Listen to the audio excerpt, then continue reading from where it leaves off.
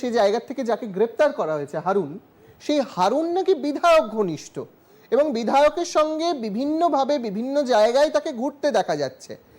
এই হারুন গ্রেপ্তারের পর বিধায়ক ঠিক কি বলছেন সেইটা একবার শুনুন বিধায়কের বক্তব্য।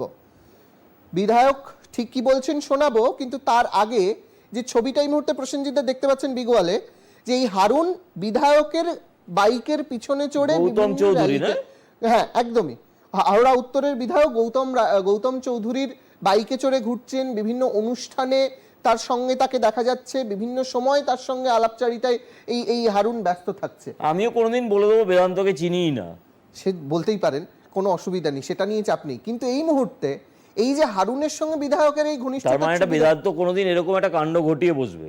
হতেই পারে। এই রাজ্যের রাজনীতিতে যেমন সবকিছু সম্ভব, ঠিক তেমনি আমাদের এইখানে অনেক কিছু সম্ভব অসম্ভবের প্রসঙ্গ আসবো। কিন্তু গৌতম রায়চৌধুরী হাওড়া উত্তরের বিধায়ক ঠিক কি বলেছেন শুনুন, তারপর আলোচনায় ফিরছি। আমরা রাজনৈতিক ব্যক্তিত্ব, এলাকার মানুষ আশীর্বাদ করেছে, আমাকে বিধায়ক করেছে, সে সূত্রে আমাদের সমস্ত জায়গায় যেতে হয়। হাজারো হাজারো ছেলেপুলে আমাদের মিছিলে আসে, তা আমরা কি আইডেন্টিফাই করব যে আজকে মিছিলে এলো, পরশু দিনকে কি করবে সেই ছেলেটা? এই ছেলেটা কোনো পদে আছে? ছেলেটা একটা ক্রিমিনাল, এবং আমি দায়িত্ব নিয়ে বলছি ক্রিমিনাল।